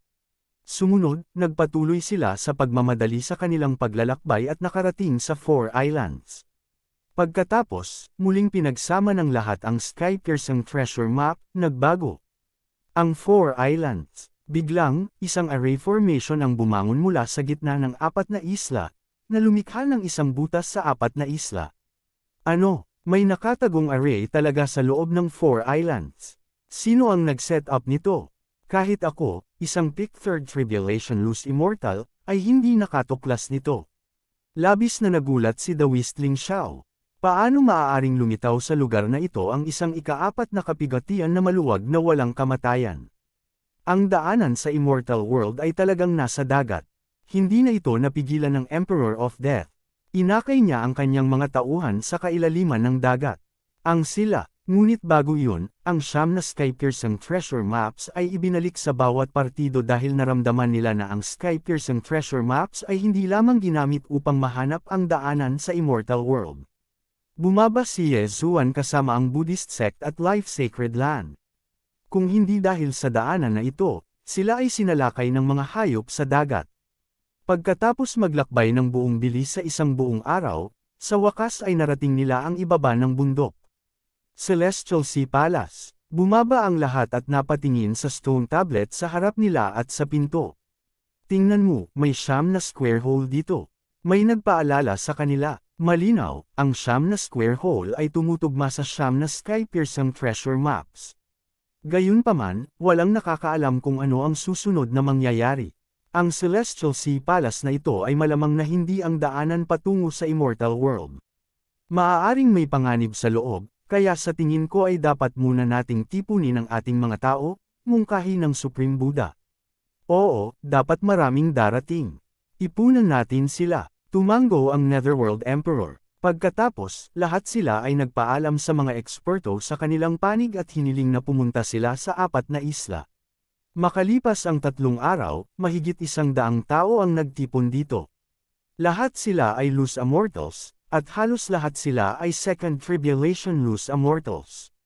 Kasabay nito, dumating din si Ren Jiyuan, ang lolo ni Wayward at ang ama ni Ren Xiong.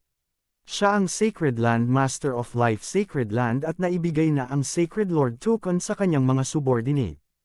Bilang karagdagan, naruroon din ang Sect Master ng Life Sacred Sect na si Pangran at ang iba pa. Mayroong higit sa 13 Tribulation Luz Immortals. Lahat, halika, sabi ng dawis na si Ling Xiao. Sa oras na ito, hawak niya ang sky-piercing treasure map ni Fairy Liu Li. Ang iba ay pumili din ng isang lugar at pagkatapos ay itinapon ang sky-piercing treasure map at inilagay ito sa siyam na parisukat. Matapos matipon ang siyam na sky-piercing treasure maps, biglang namukadkad ang pinto na may kakaibang liwanag. Pagkatapos, nakita ng lahat ang siyam na sky-piercing treasure maps na ginawang asol na butil. Ano ito? Nataranta ang lahat, ngunit sunod-sunod nilang kinuha ang asol na butil. Ang Buddhist Supreme, the Whistling Xiao, Old Immortal Tianju, Ye Zuan, Netherworld Emperor, Wu Kang, at Ren Jiyuan ay may tig-isa. Tungkol sa Emperor ng Kamatayan, mayroon siyang 2. Bagamat hindi nila naiintindihan kung ano iyon, alam nila na ang asol na butil na ito ay tiyak na magiging kapaki-pakinabang sa susunod na paglalakbay. Bago pa sila makapagpatuloy sa pag-iisip, biglang bumukas ang pinto ng Immortal Sea Palace. Oo naman, hindi ito ang daanan sa Immortal World. Mukhang walang panganib. Napatingin ang lahat sa loob, ngunit wala silang nakitang ibang nilalang. Ang pakiramdam na ito ay nagpaalala kay Ye Zuan ng malalim na palasyo ng dagat nang pumunta siya sa Bloodstone Continent. Medyo naiinip ang Emperor of Death at direktang nagpadala ng undead na pupi, ngunit walang panganib. Napakatatag ng espasyo sa loob. Kinaikit ng Emperor of Death ang kanyang mga mata at subconsciously na sumulyap sa grupo ng Life Sacred Sect. Ang 2 paksayon ay may higit o mas kaunting bilang ng mga tao. Kung sumiklab ang isang away, walang sino man ang magkakaroon ng kalamangan. Emperor of Death, gusto mo bang lumaban muna? Kinaikit ni The Whistling Xiao ang kanyang mga mata. Ngayong nakahanap na tayo ng mga pahiwatig sa daan patungo sa Immortal World, pansamantala muna nating isantabi ang ating mga sama ng loob. Sabi ng Netherworld Emperor at hindi sinasadyang sumulyap kay Ye Zuan. Pinatay ni Ye Zuan ang anak ng Netherworld Emperor at ang kahalili ng Emperor of Death. Ang awayan na ito ay natural na hindi malulutas ng ganoon kadali. Kung ganoon ang kaso, pagkatapos ay magdesisyon tayo kung sino ang mauuna. Biglang sinabi ni The Whistling Xiao, mauna na tayo, baka may mga pagkakataon at panganib. Ano sa tingin mo? Sumunod ang Buddhist Supreme. Sige, mauna na tayo. Lumiwanag ang mga mata ng Emperor ng Kamatayan at agad na dinala ang kanyang mga tao sa Immortal Sea Palace. Kabanata 1659. Itong si Wu Kang, bagamat alam natin ang kanyang background, siya ay napaka-misteryoso. Ngayong kasama na niya ang mga tao mula sa Holy Land of Death at sa Netherworld Holy Land, natatakot ako na ito ay magiging napakagulo. Tumingin ang dawis na si Ling Xiao sa likuran ng Death Emperor at ng iba pa at bamulong. Talaga, hayaan muna natin silang tuklasin ang daan. Half-day pa tayo mamaya. Iminungkahi ng Buddhist Supreme. Anyway, nandito sila para sa daanan sa Immortal World. Kahit na may mga pagkakataon sa Divine Sea Palace, maaari silang sumuko. Makalipas ang halos kalahating araw, handa na ang lahat na pumasok sa Celestial Sea Palace. Napakarami nating magkakasama, at may ilang Third Tribulation Scattered Immortals. Kahit na makaharap tayo ng panganib, kaya nating harapin ito ng magkasama. Sabay-sabay na nag-isip ang lahat, at sabay na pumasok sa Celestial Sea Palace. Sa oras na ito, ang 5 asul na kwintas ay ayon sa pagkakasunod-sunod ay hawak ng Buddhist Supreme, The Whistling Xiao, Ren Jiyuan, Old Immortal Tianju, at Ye Zuan. Nadama nila na ang 5 asul na kwintas na ito ay tiyak na magiging kapaki-pakinabang. Dahil ang Divine Sea Palace ay masyadong misteryoso, lahat ay napakaingat. Dahil puno ng tubig dagat ang Divine Sea Palace, natatakot sila sa mga halimaw sa dagat. Gayunpaman, ang pag-aalala na ito ay labis. Sa sandaling pumasok sila sa Divine Sea Palace, tinanong na ni Yezuan ang Old Tree at ang iba pa na mag-explore. Ang Old Tree ang pinakamabilis at nanguna, ngunit wala siyang nakitang panganib.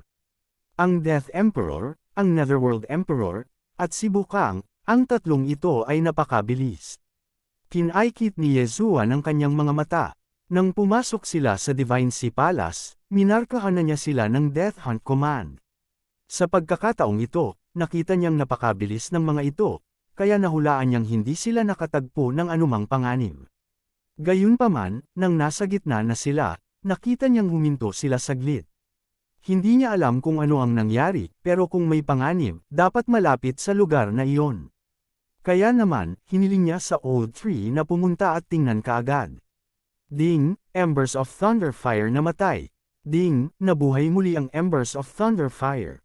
Dalawang system notification ang tumunog, na naging sanhi ng pagsimangot ni Yezuan habang papunta siya. Matandang puno, bakit siya biglang namatay? Matandang puno, anong nangyari? Mabilis na tanong ni Yezuan. Hindi ako sigurado. Lumagpas lang ako ng linya at pagkatapos ay namatay. Gayunpaman, may nakita akong mga bahid ng dugo malapit sa linyang iyon. Muling lumitaw ang matandang puno sa tabi ni Yezuan at nagpaliwanag. Linya, nang marinig ito ni Caprice at ng iba pa, hindi nila maiwasang magtanong, maaaring ang emperador ng kamatayan at ang iba pa ay nasawi. Ganyan dapat, tumango si Old Tree. Pagkatapos, nagmadali sila at sa wakas ay nakita nila ang linyang binanggit ng matandang puno. Para makita nila ng malinaw, personal itong sinubukan muli ng Old Tree. Pagkatapos niyang gamitin ang Nine Dragons Thunder Flash para tumawid sa linyang iyon, nakita ng lahat na direktang sumabog ang katawan ng Old Tree. Ding! Namatay si Ashen Thunderfire. Ding! Ang Ember of Thunderfire ay nabuhay muli. Ang matandang puno ay muling nagpakita sa harap ng lahat. Wala tayong nakikitang kakaiba sa linyang ito. Umiling ang Buddha. The moment I crossed it, I felt a huge pressure. Napisil ang katawan ko hanggang sa sumabog, sagot ng matandang puno. Tama, ang kakaiba ay hindi ang linyang iyon, ngunit ang tubig sa likod nito. Tumango si Yezuan. Hindi kailangan nating gamitin ang asul na butil na iyon. Tanong ni The Whistling Xiao. Oo, baka kailangan nating gamitin. Tumango si Ren Jiyuan at pagkatapos ay bumagsak ang kanyang tingin sa matandang puno. Sa sandaling iyon, ibinigay ni Yezuan ang asul na butil sa kanyang kamay sa matandang puno. Pagkatapos, hinayaan niyang subukang muli ang Old Tree. Sa pagkakataong ito, nang tumawid sa linya ang matandang puno, walang nangyari. Sa halip, lumitaw ang isang asul na liwanag na hadlang sa kanyang katawan. Oo naman, kailangan niyang gamitin ang asul na butil na iyon. Sure enough, kailangan niyang gamitin iyon. Gayunpaman, ang isang butil ba ay mapoprotektahan lamang ng isang tao? Nagtatakang tanong ni Caprice. Malamang hindi. Subukan din ng Ghost Dome Great Emperor. Kinaikit ni Yezuan ang kanyang mga mata. Sa pagkakataong ito, sabay na tumawid sa linya ang Old Tree at ang Ghost Dome Great Emperor. Magkasama silang dalawa, pero walang nangyari. Pagkatapos, hiniling ni Yezuan sa Ghost Dome Great Emperor na lumayo sa Old Tree. Sure enough, pagkatapos niyang lumayo, narinig niya ang dalawang notification ng system. Ding! Patay na ang Ghost Dome Great Emperor. Ding! Ang Ghost Dome Great Emperor ay muling nabuhay. Ang Ghost Dome Great Emperor ay nabuhay na muli sa tabi ni Yezuan. Sa pagkakataong ito, sinubukan nila ang distansya ng asul na butil, ngunit hindi nila sinubukan ang bilang ng mga tao. Upang maging ligtas, sinubukan nila itong muli at nalaman na ang isang asul na butil ay maaari lamang maprotektahan ang 5 tao. Ang pang-6 na tao ay mapipiga at pagkatapos ay ang kanyang katawan ay sisabog. Sa kabutihang palad, ang ika-6 na tao ay ang Ghost Dome Great Emperor, kaya lahat ay maayos. Ang panig ng Emperor of Death ay mayroon lamang 4 na asul na kwintas. Sa karamihan, maaari nilang protektahan ang 20 tao. Mukhang 30 tao lang ang mawawala sa kanila sa pagkakataong ito. Sabi ng dawis na si Ling Xiao. Hindi madaling mahanap ang linyang ito. Ang matandang puno ay natagpuan lamang ito ng pagkakataon. Sa daan, walang ibang nakita si Yezuan, kaya iisa lang ang daanan. Sa makatuwid, ang panig ng Emperor of Death ay malamang na magdaranas ng mabibigat na casualty. Hindi hihigit sa 20 tao ang mabubuhay. Ngunit dito dumating ang problema. Mayroon silang higit sa 50 tao. Kahit na mayroon silang 5 asul na kwintas, maaari lamang nilang protektahan ang 25 tao. Mukhang kailangan ng ilan sa atin na umalis. Napabuntong hininga si The Whistling Shao. Not necessarily. Maaabutan natin ang grupo ng Emperor of Death at agawin ang mga blue beads sa kanila. Kumikislap ang mga mata ni Ren Jiyuan habang nanunuya. Ang panig ng Emperor of Death ay halatang pumasok sa danger zone ng walang anumang paghahanda. Sa makatuwid, maaaring wala silang 20 tao. Kung tutuusin, medyo malamig si Bukang. Bagamat lumakad siya kasama ang grupo ng Emperor of Death, walang nang ahas na lumapit sa kanya. 4 na tao ang nasayang niya na may hawak na asul na kwintas. Siguro, hindi na natin kailangang dumaan sa sobrang gulo. Biglang sabi ni Yezuan. Nang marinig ito, nagliwanag ang mga mata ni Wayward. Oo, may independent space ka. Basta itago natin yung iba, pwede tayong lahat pumasok. Sa sandaling iyon, direkta silang pumili ng 20 tao. Ang mga taong ito ay mapoprotektahan ng mga asul na kwintas. Para sa iba, papasok sila sa espasyo ni Yezuan. Kung alam ito ng grupo ng Emperor of Death, malamang na bumubulwak sila ng isang bibig ng dugo. Hindi sila handa noon, kaya ang ilan sa kanila ay napisil sa mabisang hanay ng mga asul na kwintas at sumabog. Ngunit ngayon, ang panig ni Yezuan ay talagang dumaan ng walang anumang nasawi. Isa lang itong himala. Ang natitirang bahagi ng paglalakbay ay karaniwan din. Huminto din ang panig ng Emperor of Death at hinintay si Yezuan. Tumigil sila. Parang may na-encounter silang sagabal at hinihintay tayo. O baka may na-encounter silang problema. Kinaikit ni Yezuan ang kanyang mga mata. Matapos paalalahanan ang lahat, nagpatuloy sila sa kanilang paglalakad. Hindi nagtagal, nakita nila ang grupo ng Emperor of Death. Nagbilang sila ng mabuti. Bukod sa Emperor of Death, sa Netherworld Emperor, at Bukang, mayroon lamang 9 na tao. Kabanata 1660. Sa orihinal, hanggat ang 4 na asul na perlas ay ginamit ng maayos, maaari nilang protektahan ang 20 tao. Gayunpaman, ang mga tao ng Emperor of Death ay napakalayo, at walang nang ahas na lumapit kay Bukang. Damn it! Sampay ng Emperor of Death sa kanyang puso. Nakita lang nila ang linyang iyon ng babala mamaya. Matapos dumaan ang mga taong iyon, walang problema noong una, ngunit sa kalaunan, lahat sila ay sumabog at namatay. Kung hindi, ang kanilang mga pinsala ay hindi magiging napakalubha. Kung mag-away sila ngayon, malamang na mabuburas sila. Sok-sok, 12 tao yan. Nagliwanag ang mga mata ni Ren Jiyuan at ng iba pa. Gayunpaman, hindi ngayon ang oras para makipaglaban dahil kailangan nilang lahat ang mga asul na perlas para protektahan sila. Paano sila makakalaban? Bukod dito, kahit na ang panig ng Emperor ng kamatayan ay may mas kaunting mga tao, kung sila ay lalaban ng desperadong, sila ay magdaranas pa rin ng matinding pagkatalo. Kalimutan mo na, you're finally here. Iabot mo ang mga asul na perlas at buksan mo ang pinto.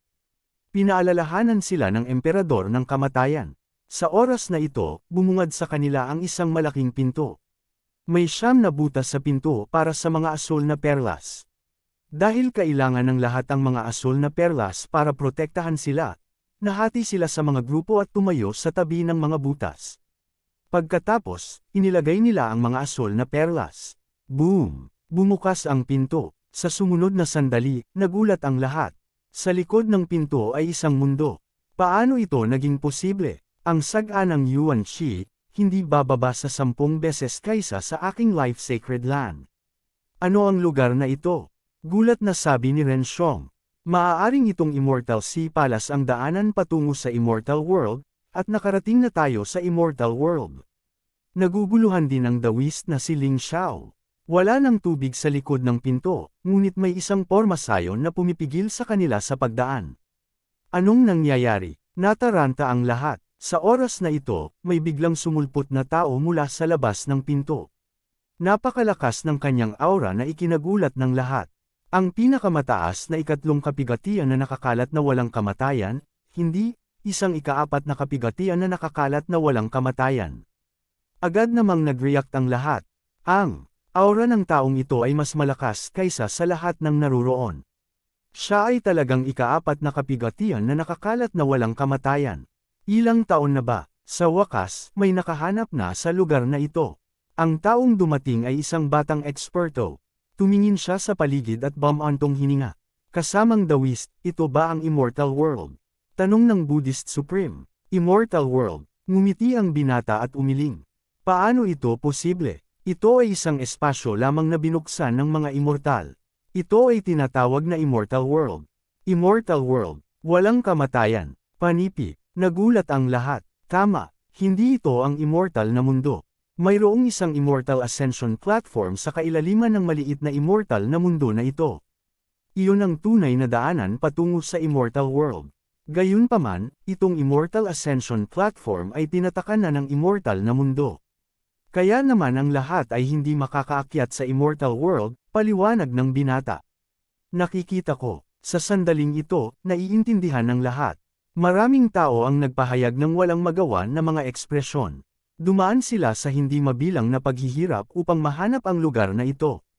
Akala nila noong una ay makakaakyat sila sa Immortal World, ngunit hindi nila inaasahan na hindi pa rin ito gagana.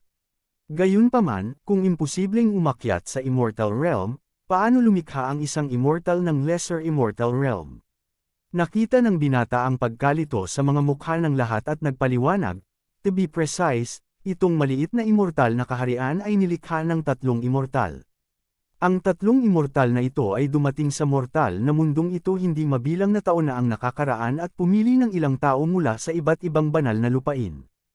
Pagkatapos ng hindi mabilang na mga taon ng pagpaparami, ang maliit na immortal na kaharian na ito ay sa wakas ay lumitaw. Mayroong tatlong tunay na immortal. Napalunok ng laway ang lahat. Sila ay tunay na mga immortal. Kahit grade 1 immortal lang sila, mas malakas pa rin sila kaysa grade 3 immortals. Kung sila ay grade 3 immortals, mas malakas sila kaysa grade 9 immortals. Kung gayon bakit sarado ang daanan patungo sa Immortal Realm? Tanong ng dawist na si Ling Xiao. Ito, hindi ko alam. Natatakot ako na yung tatlong immortal lang. Umiling ang binata at nagpatuloy, huwag na nating pag-usapan ito. Susunod, maaari kang pumasok sa maliit na immortal na kaharian upang linangin, ngunit kapag nakapasok ka, hindi ka na makakabalik sa hinaharap. Siyempre, kung may ayaw, you can follow me back. Hanggat nakolekta mo ang 9 na piraso ng Sky Split Treasure Map, maaari kang pumasok muli. Panipi, pinapayagan lang pumasok, hindi umalis. Nang marinig ito, nagkatinginan ang lahat. Medyo nag-alinlangan ang mga tao ng Emperor of Death dahil inakala nila na ito ang Immortal Realm. Hindi nila inaasahan na ito ay isang pekeng isa. Sa sagradong lupain ng kamatayan, ang emperador ng kamatayan ay maaaring tawaging isang hari, ngunit sa maliit na immortal na kaharian na ito, malamang na siya ay nasa ilalim.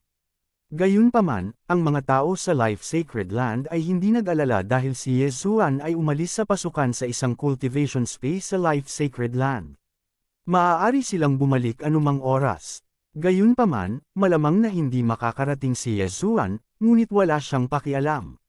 Ang clone na iyon ay naiwan upang protektahan ang kanyang buhay. Tiyak na dumating ka sa mga batch.